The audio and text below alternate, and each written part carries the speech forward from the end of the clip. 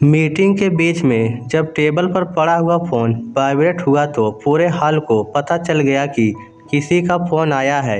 बड़े पोस्ट पर विद्यमान अधिकारी ने अपनी तरफ से बड़ी विनम्रता से कहा कि फ़ोन को साइलेंट करके बैठे प्लीज़। दीपक ने जल्दी से फ़ोन को उठाकर काट दिया, देखा भी नहीं कि किसका फ़ोन आया है।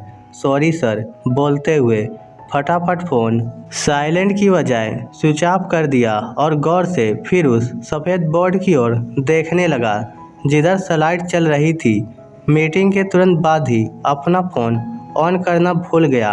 काम वाला ही कुछ ऐसी है, अच्छी अच्छी बात भूल जाते हैं इंसान। बने रहना है अगर बॉस की नज़रों में, दौड़ में प्रमोशन की, पैसे की, स्टेटस की, तो पूरा समय झोंकना पड़ता है। आप नहीं होंगे तो आपकी जगह है कोई और लेने के लिए पीछे से टक्कर मारकर आगे निकलने वाले हैं, बहुत हैं। थोड़ी सांस आई इन सब बातों से तो याद आया कि फ़ोन भी पड़ा है निर्जीव कहीं जेब में। तुरंत ही निकाला और उसका बटन दबाकर फिर उसे अपने संसार में प्रवेश दिया। कुछ सोचता समझता इसके पहले ही बीबी का फ़ोन आ गया। कहाँ हो आप? फ़ोन भी आप है, माँ जी का फ़ोन आया था। इतना कहते ही दीपक समझ गया कि मीटिंग में बजने वाला वाइब्रेटर माँ जी का ही होगा। थोड़ा छल्लाकर बोला, अरे हाँ पता है, वह आने का ही बोल रही होंगी। करता हूँ मैं उनसे बात। फ्री होना उसके लिए ऑफिस में तो मुमकिन नहीं था, वह भी माँ से बात करने के लिए। माँ से तो शाम को भी बात कर सकते हैं, अभी करना क्या ज़रूरी है? ऑफिस का टाइम ख़त्म हुआ लेकिन दीपक का अभी भी चल रहा है। यह फाइल दिखने में छोटी होती है लेकिन ज़िंदगी निकल जाती है इनमें। सर घुसा घुसा कर ऑफिस से घर आया। पत्नी ने कुछ कहा नहीं, एक तो पहले ही लेट हो गए, ऊपर से अगर फिर कोई ऐसी बात कह दी जिससे भड़क गए तो उसकी खैर नहीं, इसलिए खाना गर्म करके खिला दिया। रात सोते समय दीपक ही अचानक बोला, अरे तुमने याद नहीं दिलाया, माँ को फ़ोन करना था। पत्नी बोली, कहाँ करते, ये आपका ऑफिस थोड़ी है जो रात 12 बजे तक खुला रहे। समय देखो 1 बजा है, 11 बजे तो आपने घर में कदम रखा, कब बात करते? चादर झटकते हुए अब पत्नी को एहसास हो गया था कि अब दिन का वह समय है जब वह थोड़ा बहुत पति को ताना मार सकती है। माँ को 3 साल हो गए हैं आपसे मिले, कब से कह रही हैं कि एक बार मिल लो, पर आप जाते ही नहीं। अरे तुम लोग तो गए थे पिछले साल, हम गए थे, आपको मिलना है। हाँ करता हूँ, कुछ महीने 2 महीने में जाने का, अभी छुट्टी नहीं ले सकता। सुबह होते ही वही दौड़ा भाग शुरू, ऑफिस जाने के पहले ही ऑफिस घर आ जाता है। फ़ोन आते रहते हैं, एक चालू रहता है तो दूसरा कतार में रहता है। इसी बीच पत्नी आई कुछ बोलने के लिए लेकिन साहब का मूड देखकर फिर किचन में चली गई। दीपक ने जल्दी जल्दी अपने सारे ऑफिस का घर समेटा गाड़ी में डालने के लिए, गाड़ी से फिर वही ऑफिस की असली जगह पर ले जाने के लिए। पूरा दिन फिर वही करना है काम। एक बार फिर माँ का फ़ोन आया, इस बार फिर काट दिया। मन में ये सोचा कि आज तो माँ से बात करूँगा ही। थोड़ा सा माँ पर प्यार भी आया, सोचा कि अब फ़ोन आया तो ज़रूर उठा लूँगा, लेकिन फिर बजा नहीं। मन किया कि करे बात, लेकिन फिर दूसरा मन आ गया कहने की, करेंगे ऑफिस के बाद। फिर वही बात हुई, काम में उलझकर फिर से एक बार वह भूल गया माँ से बात करना। शाम को ऑफिस से जाने में फिर लेट हो गया। घर गया तब दीपक को पत्नी को देखकर याद आया कि आज उसने भी फ़ोन नहीं किया। पहले तो कुछ नहीं बोला लेकिन खाना खाते वक्त सोचा कि पूछ लेता हूँ इसके पहले कि पूछता।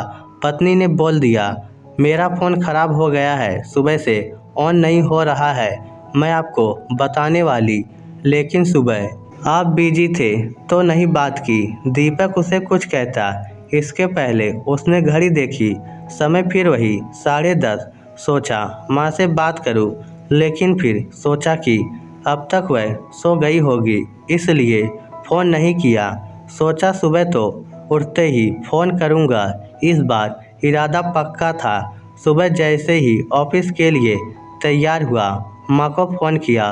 फ़ोन उठाने के पहले ही सोचा कि बड़े प्यार से माँ से बात करेगा। छुट्टी की प्लानिंग करने लगा। मन ही मन उसे लग रहा था कि माँ उसे बहुत याद कर रही है।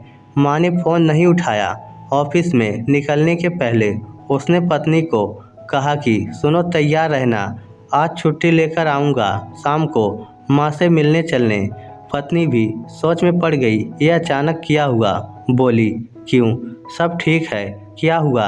बोला नहीं, बस कब से बुला रही है, अब मुझे भी लग रहा है माँ से मिल आऊं। ऑफिस में जाते ही माँ का फ़ोन आया। इस बार उसने फ़ोन काटा नहीं। फ़ोन उठाते ही ऑफिस से सीधा घर गया। पत्नी देखकर चौंक गई। कहा, क्या हुआ? दीपक बोला, चलो जल्दी, कार में बैठो, माँ की तबीयत ठीक नहीं है। मामा का कॉल आया था। रास्ते भर ये सोचता रहा कि माँ कैसी होगी। हड़बड़ी में घर चला गया। माँ कहते कहते घर में घुसा, लेकिन माँ नहीं थी। एक पल के लिए उसे अपने 3 साल में माँ के किए फ़ोन याद आए, जब माँ उसे बुलाती थी मिलने, लेकिन वह सिर्फ कहता आऊँगा। उसे भी पता था कि वह ऊपर से कहता था, जाने का कोई इरादा नहीं था। वह फ़ोन भी याद आए जिनके आने पर वह भौवे चढ़ाकर उन्हें काट देता था। ये सब घर में खड़ा होकर वह सोच ही रहा था कि पत्नी ने उसके कंधे पर हाथ रखा। अरे माँ तो अस्पताल में है, चले वहाँ। उसकी सुन जैसे टूटी, फिर गाड़ी घुमाई अस्पताल की ओर। मन में बस यही दुआ की माँ ठीक हो। बस अब हर दिन बात करूँगा, माँ की नहीं मानूँगा, उनको अपने साथ ही लेकर जाऊंगा। अस्पताल पहुंचा और जब मामा ने उसे देखकर मुस्कुराते हुए कहा कि अब ठीक है, चिंता की कोई बात नहीं। इतना सुनकर ही फिर उसकी पलकों से रुके बांध का टूटना हुआ। बच्चों की तरह रोया। माँ के कमरे में गया तो माँ ने कहा, अरे रोता क्यों है? अभी नहीं मरने वाली, ठीक हूँ। बेवजह तुमको परेशान किया।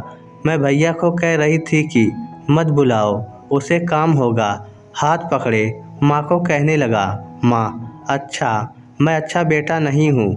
नहीं, तू तो बहुत अच्छा है, तभी तो दौड़ा आया। मेरे भाग अच्छे हैं, इतनी फिक्र करते हो। उस पल दीपक को लगा कि वह माँ को फिर नहीं देख पाएगा। लगा कि यह बोझ लिए जीना पड़ेगा। माँ बुलाती रही, वह टालता रहा। समय रहते सीख जाना बहुत बुद्धिमानी का काम है। दीपक फिर ना माना। माँ को अपने साथ ठीक होने पर ले गया।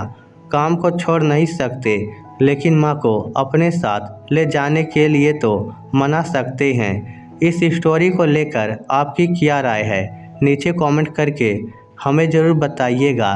धन्यवाद।